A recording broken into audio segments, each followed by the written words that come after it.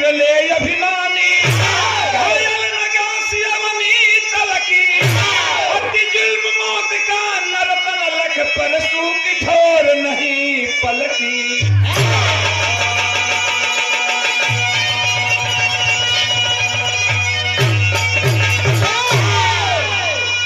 भाव उस समय का जिस समय हमारा देश गुलाम था, गुलामी की जंजीरों में भारत मां जकड़ी हुई करा रही थी।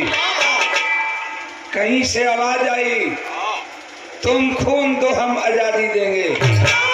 किसी ने आवाज दिया, अंग्रेजों भारत छोड़ो, ये भारतवर्ष हमारा है। तो किसी ने आवाज दिया, जय जवान जय किसान। हम उन वीरों के लिए कहते हैं, ये हमारा लाइन है, ओनली फॉर वन मैं कहता हूँ। बढ़ के दाबिया फिल्म का नाम अर्पण है। एक लाइन तर्जबा जो रेडियो रिकॉर्ड से आप लोगों ने सुने, का तर्ज का लाइन बा,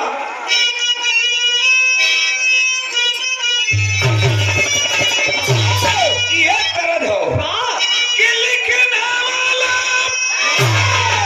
ना लिख डाला, मिलन का साथ भी छोहे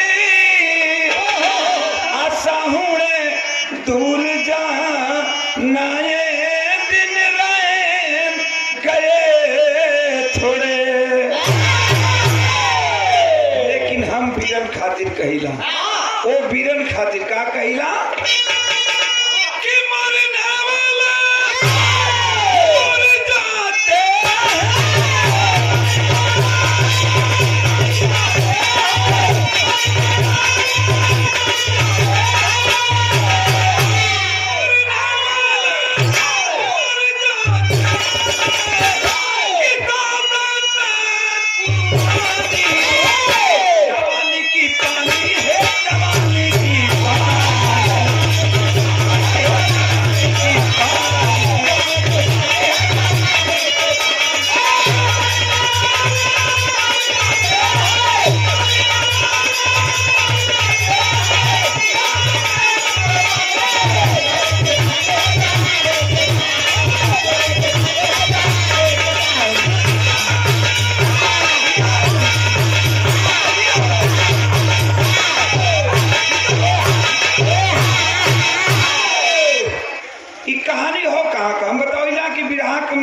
कहानी होला।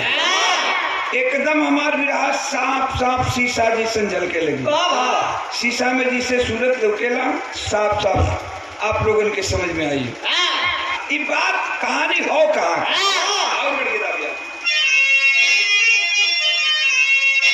कि कानपुर शहरिया में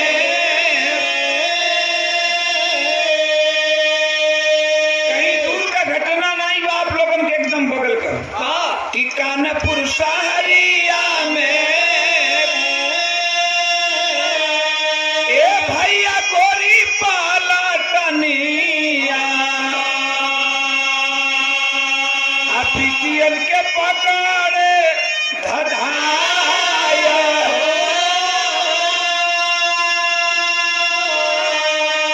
जबरी पकड़ी पापी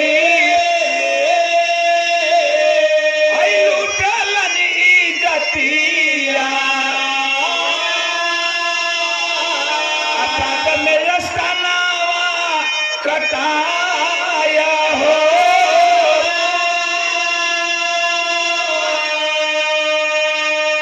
देश गुलाम था उस समय। एक अंग्रेज आया हमारे हिंदुस्तान के अंदर कानपुर शहर में, जिसका नाम हेनरी कप्तान बताया गया।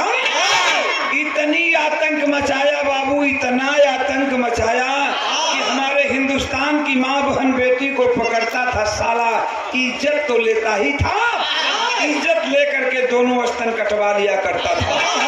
एक दिन सुबह का टाइम है, हिंदुस्तानी औरत माँ प्रभा, जिसका नाम इतिहास में बताया गया, माँ प्रभा अपने गोद में छोटा सा मासूम बेटा को लेकर के हेनरी कप्तान के बंगले के बगल से जा रही थी कि अचानक हेनरी कप्तान की नजर पड़ी। और हेनरी कप्तान की जब नजर पड़ी है, अपनी अंग्रेजी पुलिस से बोला कि पकड़ लो इसे, हिंदुस्तानी औरत को पकड़ो। और जब हिंदुस्तानी औरत माँ प्रभा पकड़ी गई अंग्रेजों के चंगुल में, तो उन अपनी सिपाहियों से कहा कि इस हिंदुस्तानी औरत की दोनों स्तन काट लो।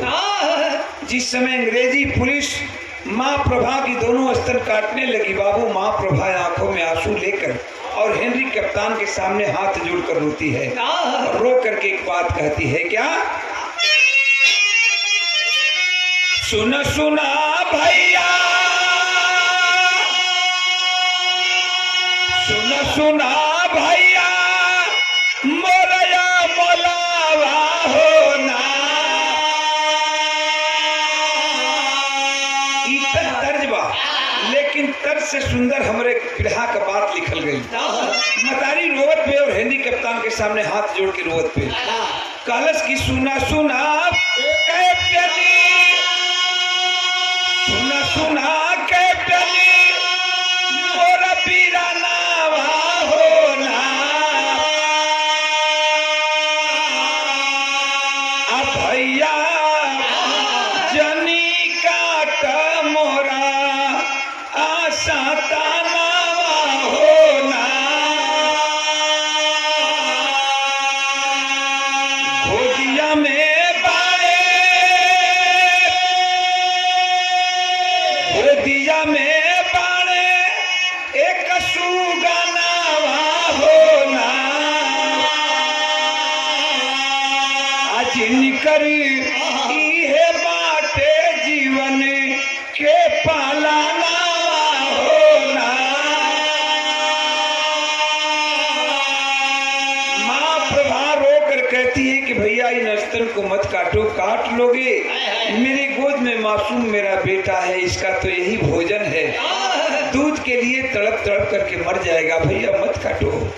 लेकिन नीच माना नहीं काटा या सतनवा होना, अतः दिन रोए माता लखी के होना। माँ प्रभा रोती रह गई, बिलखती रह गई, लेकिन वो कमीना कुत्ते का औलाद अंग्रेज हेनरी कप्तान नहीं माना।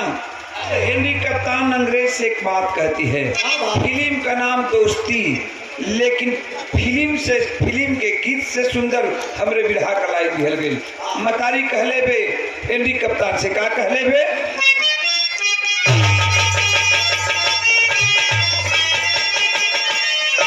यही कहती है कि काट लिया तूने, काट लिया तूने, अरे आस्तन मेरा, मेरा खून पिएगा, मेरा खून पिएगा, मेरा लाला तेरा संहार मैं करूंगी।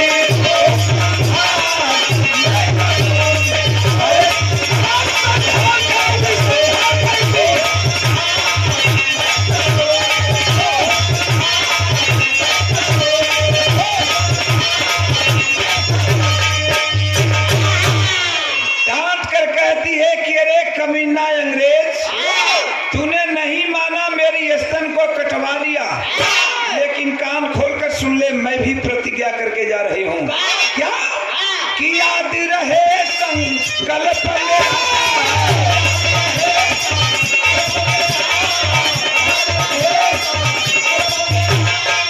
काटूंगी कभी ये शीश तेरा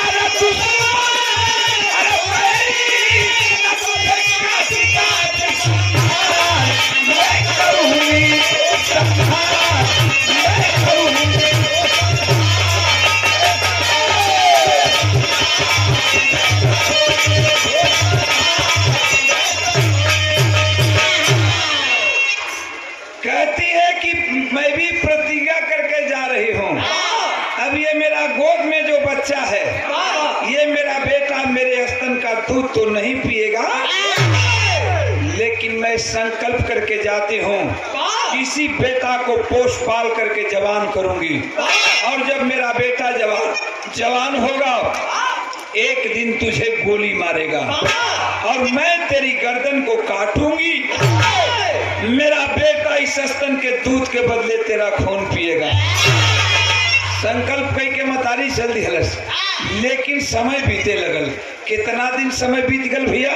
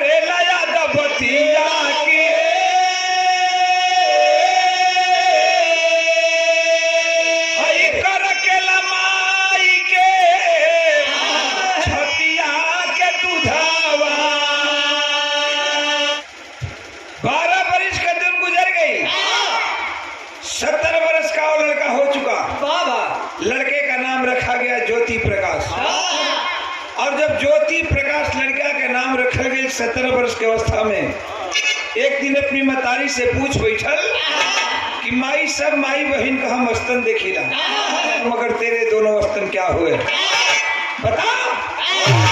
तेरे दोनों स्तन का क्या मैं दूध नहीं पिया हूँ? हर बेटा अपनी माँ के स्तन का दूध पीता है, क्या मैं तेरे स्तन का दूध नहीं पिया हूँ? मतारी के आँख का मतारी कहल कि सब बस बेटा, यही दिन का तो इंतजार रह, हम जानत रहली कि तू जवान हो गए तो एक दिन जरूर पूछबे, आ यही दिन का हम इंतजार करत रहली कि तू कहिया पूछबे। कहती है कि जानना चाहता है कि ये मेरे दोनों स्तन क्या, जानना चाहता है कि मेरे दोनों स्तन क्या हुए? तो कान खोल करके सुन, मैं बताती हूँ। साउंड कम करो, साउंड कम ही रखो, ये बस इसी तरह आवाज होना चाहिए। मैं बताती हूँ कि मेरे दोनों स्तन क्या हुए। मतारी बतौले बे, फिल्म का नाम मैं तुलसी तेरे आंगन की, लेकिन फिल्म से सुंदर हमारे बिरहा का लाइन दिहल गल। का मतारी बतौले बे अलस की बेटा दुश्मन तेरा, बेटा दुश्मन तेरा, अरे काटा स्तन मेरा, बेटा दुश्मन तेरा स्तन मेरा, माँ के बदला तू ले, माँ के बदला तू ले, चाहे फांसी पर झूले। ये धरती धरती ये धरती ये धरती लहू मांगती है, ये धरती लहू मांगती है।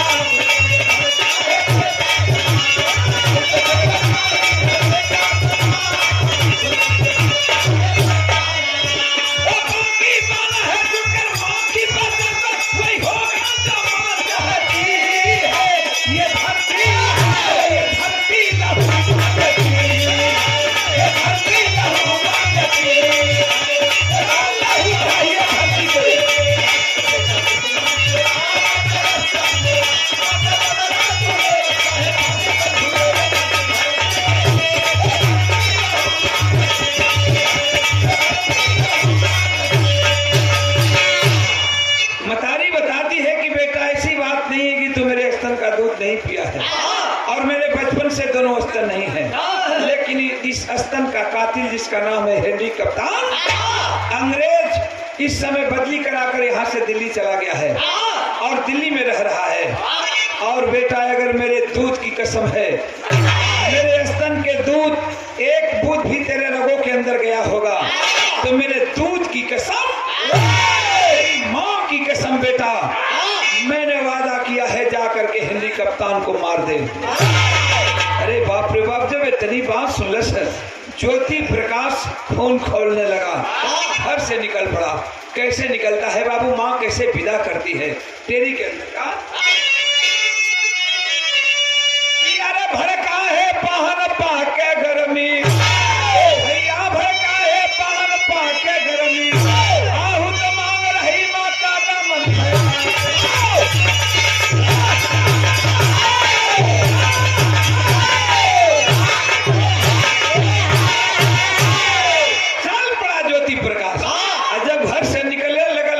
उस समय मतारी का देखा रंग रूप कैसन हो, मतारी कैले का बे कि अरे ज्योति चला माँ प्रभावी हसले, ज्योति चला माँ प्रभावी हसले,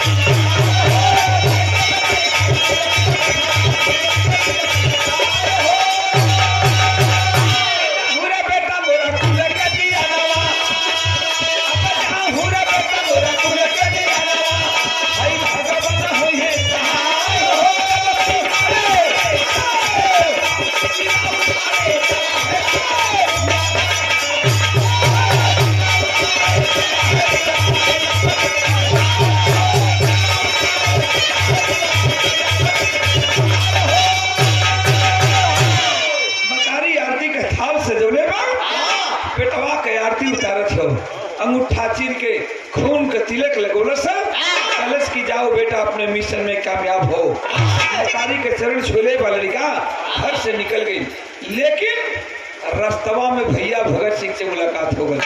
भैया भगत सिंह पूछलन की कहा कलश की माई के स्तन का कातिल का मारब और यही मेरा मिशन होगा, जब तक मारूंगा नहीं उसे चैन नहीं है। भैया भगत सिंह कहलन की पागल मत बना और अभी मारे लायक ना हुआ, चला ले गिलन क्रांतिकारी टोली में भर्ती कैलन अपने और भर्ती करा करके वो ज्योति प्रकाश को गोली चलाना सिखलाए, बंदूक चलाना सिखलाए, बम के गोला फेंकने के लिए ट्रेनिंग दिए। बल जला की होनहार बलवान के हो तो चिकने पा। अरे 2-4 महीना में वो बारूद का गोला निकल गई। भैया भगत सिंह कहलन की अब मारे लायक भैला बुलौलन लगे 6 राउंड का रिवाल्वर दिहलन, 6 गोली दिहलन। कहलन की जा करके माँ के स्तन के कातिल का बदला ले ले। कातिल से पहुंचल बा, रिवाल्वर को ही कमर में खसलस, लड़का ज्योति प्रकाश पहुंच गल दिल्ली। लगावत लगावत लगावत पहुंच गल दिल्ली। सवेरे का टाइम बा, जे भाई अगर इतना भाई बिरहा सुनत हो इंडिया दिल्ली में गई होगा तो इंडिया गेट जरूर देख ले हुआ। वही इंडिया गेट पर सवेरे में हेनरी कप्तान अंग्रेज अपनी अंग्रेजी पुलिस को लेकर लेफ्ट राइट परेड करा रहा है। वही भीड़ लेकिन परेड देखे खातिर लोगन के भीड़ लगल बा। वही भीड़ में जाके ज्योति प्रकाश खड़ा बा, तनी हवा का बात की हमें छोड़ दा।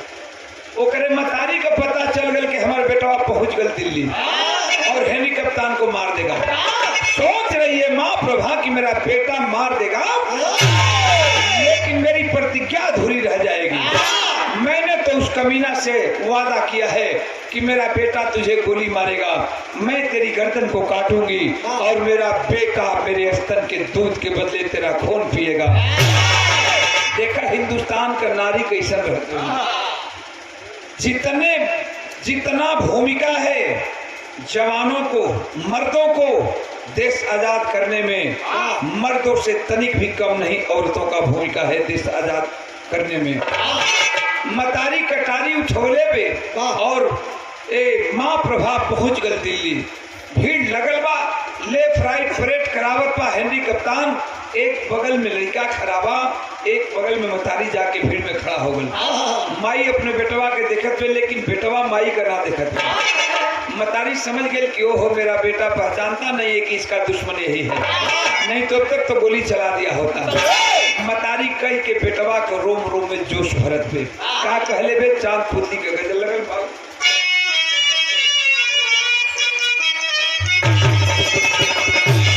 ये कहले बे कि अरे फौलाद बन जा, अब फौलाद बन जा मेरे याद लाला रे, आई फौलाद बन जा मेरे याद लाला रे। अब दादी दुआया माता तुम्हारी, फौलाद बन जा मेरे याद लाला रे, फौलाद बन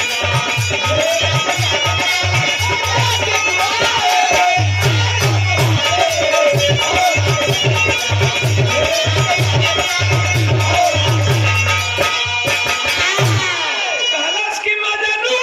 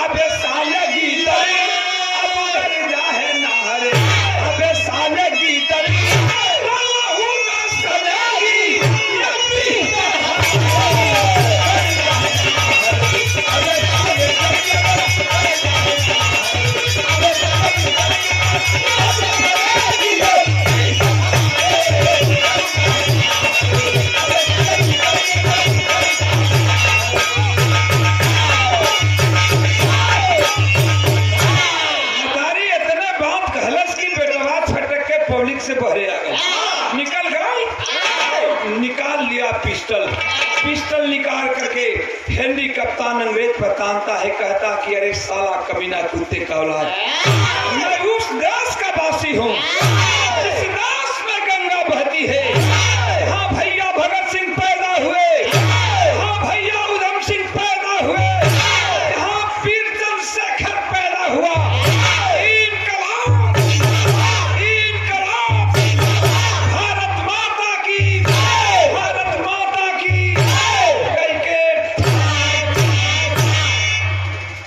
तीन गोली गोली लगी तो रोयन तन पिछवा से कटलिया पैसा था। तनी बात समझ ला, इतने बात मिलल हो। आज मरलस तीन गोली, हेनरी कप्तान धरती पर गिरल हो, खून से लथपथ हो। लेकिन बाहर हिंदुस्तान की औरतें, हमारी हिंदुस्तान की माँ बहन बेटी कैसी होती है बाबू। माँ प्रभा दौड़ लिए फिर से छटक के म्यान से तलवार निकलस और जाकर के हेनरी कप्तान के गर्दन पर मरलस एक कटार। खींच के तलवार चलौड़े बे गोली लगल बा, लेकिन हेनरी कप्तान का गर्दन कट के गिरल फटाक से। मरलस खचाक से गर्दन कटल फटाक से। अच्छा, जाके दौड़ के हेनरी कप्तान के चंगुल में पकड़ ले लेवे।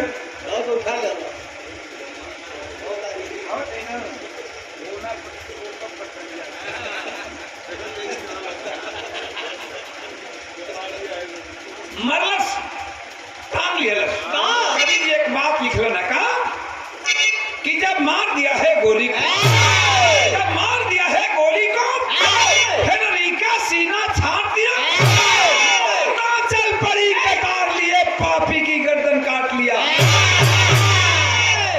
बाल के चंगुल में पकड़ के उठौले में गर्दन से हर हार खून का धार बहत हो।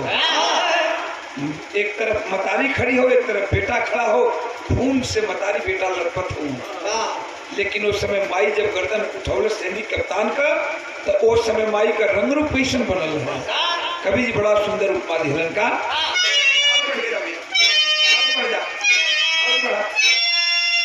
मास्टर हमारा आदत हो, तू लड़का बड़ा पन्ना जानत हो, हम जल्दी चढ़ी लेना, जल्दी चढ़ी लेना, और चढ़ी लाते जल्दी उतरी लेना। तो मास्टर का जिंदगी लेना, मास्टर पर चढ़े की बात करनी। अरे हारमोनियम के रीत पे चढ़े के कर आवा आओ बढ़िया।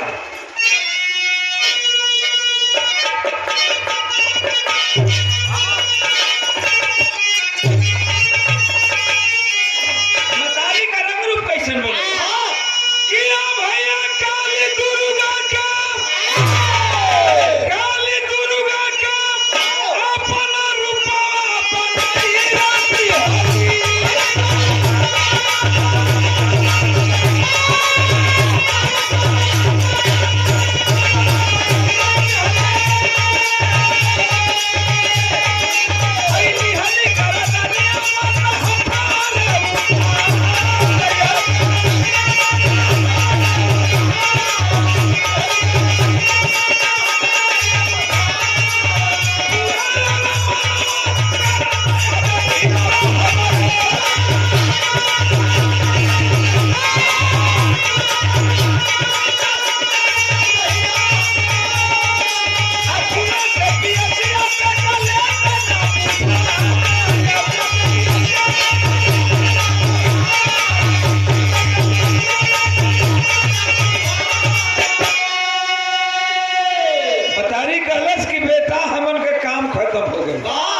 हमार करेजा जुड़ागल तनी से काम कर देता, भर पेट तो के दूध नहीं पियोले रही, लेकिन आज ये दूध के बदले ये पपिया का तनी खून पी लेता, एक शुरुआ हमार करेजा जुड़ा जाए। इतना भाई बैठल उन विराट सुनत हूँ, जौन बेटवा उतना से उतना कैले बा, तका मतारी के कले से कदली लेके खून ना पी सकत हो। आज ज्योति प्रकाश कैलन हका कि लइका प्रसाद माई बुढ़िया का जोगी।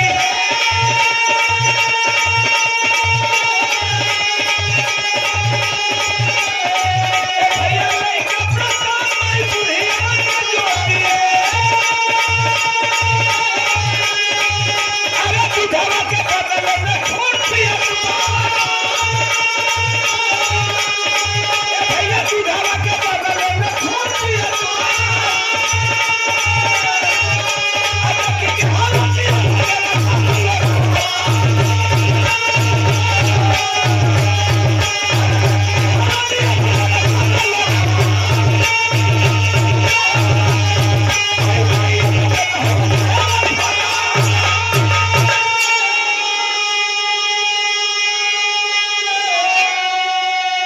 ज्योति प्रकाश संजुली रोका है, माई ऊपर से खून का धार गिरावत हो, बेटवा पियत हो। भगदड़ मच गई पब्लिक में। जहां लोग परेड दिखाई रहलन वहां मर्डर हो गल, कत्ल हो गल, भगदड़ मचल बा। एक तरफ वही हेनरी कप्तान के गर्दन के फेंक के मतारी कलश की बेटा काम खत्म हो गल, हमार करेजा जुड़ा गल। और चलो बेटा इसी भीड़ में हम लोग निकल चले। अब चले मतारी बेटवा कहाँ थैले बे, बेटवा मतारी कहाँ थैले बा, माई बेटा वही भीड़ में भागत हुआ। तब तक साले एक अंग्रेज सिपाही की नजर पड़ गई। सोच गया कि ये माँ बेटा निकल जाएंगे। उठाया है राइफल और साध दिया निशाना, गोली चलाया है। एक गोली माँ के सीने में लगी है, दूसरी गोली बेटे के सीने में लगी है। मतारी बेटवा का हाथ छूट गल, दोनों दो जगह धरती पर गिर गए। लेकिन दोनों धरती पर गिरल हुआ। जितना तकलीफ मतारी का बा उतने तकलीफ बेटवा का बा, जितना तकलीफ बेटवा का बा उतने तकलीफ मतारी का बा। खून से लथपथ हुआ, तड़पत हुआ धरती पर गिर के। लेकिन मतारी के बाहर है माई का ममता। माई का ममता ऐसा होला बाबू कि माई का कर्जा के उतार नहीं कर। माई का ममता के उठे का गाँव ना बा, उठ नहीं के सकत। लेकिन केहुनी के सहारे घसेटत घसेटत केहुनी के सहारे बेटवा के नजदीके आइल बे और बेटवा के खून से लथपथ चेहरा के अपने आंचल से पोछत। माई बेटवा के देख के रोवत पे सोचत भी कि अगर ना बतौले होती तो हमारे लाल कैसन हाल ना हो। कलश की बेटा हमार गलती हो, हम तो ना बतौले होती तो तुहार ऐसा हाल ना हो। आंख खुली है दोनों ज्योति प्रकाश की, माँ को देखता है। माँ रो रही है लेकिन बेटा हंस रहा है। ज्योति प्रकाश कहता है कि अरे पागल माँ तू रो रही है, इसलिए रो रही है कि मैं मर जाऊंगा। मरना तो है ये है, एक न एक दिन मरना है माँ। लेकिन चल, मुझसे बड़ा भाग्यवान बेटा कोई हो ही नहीं सकता। अरे जब बचपना था तो तेरे आंचल का सहारा मिला, तेरे आंचल का छांव मिला, तेरे गोद का सहारा मिला। और आज मेरी मौत भी हो रही है तो अपनी माँ की गोद में हो रही है। इससे अहोभाग्य बेटा के लिए हो ही क्या सकता है। चल अब यहाँ नहीं वहाँ मिलेंगे। एक तरफ ज्योति प्रकाश का सर लुढ़क जाता है, एक तरफ माँ प्रभा का सर लुढ़क जाता है। दोनों इस दुनिया को छोड़कर चल बसे। लेकिन साले अंग्रेज साले माँ बेटा की लाश को उठवाए ले जा करके दिल्ली के चौराहे पर टंगवाते। आज माई बेटवा का लाश दिल्ली के चौराहा पर टंगल बा और साले अंग्रेज ऐलान कर दिए कि अरे हिंदुस्तानी कान खोलकर सुन लो, कान खोलकर सुन लो। अंग्रेजों से जुर्रत करने वालों की यही दशा होगी। अगर कोई अंग्रेजों के खिलाफ आवाज को बुलंद करना चाहेगा गोली से उड़ा दिया जाएगा। अगर अंग्रेजों के खिलाफ कोई हिंदुस्तानी बाजू को उठाना चाहेगा दोनों बाजू कलम कर दिए जाएंगे। लेकिन कवि जी लिखलन है, का लिखलन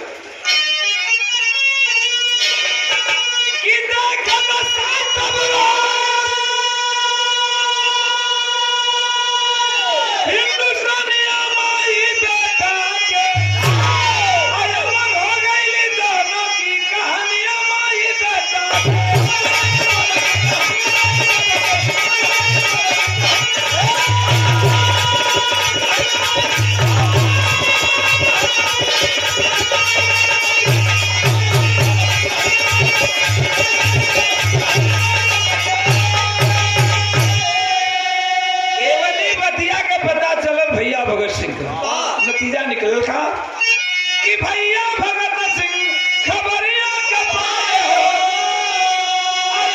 रतिया के दोनों लाश बनाए हो जलाया दिहला ना करके कफनिया माई बेटा के अमर हो गई दोनों की कहानियां माई बेटा के।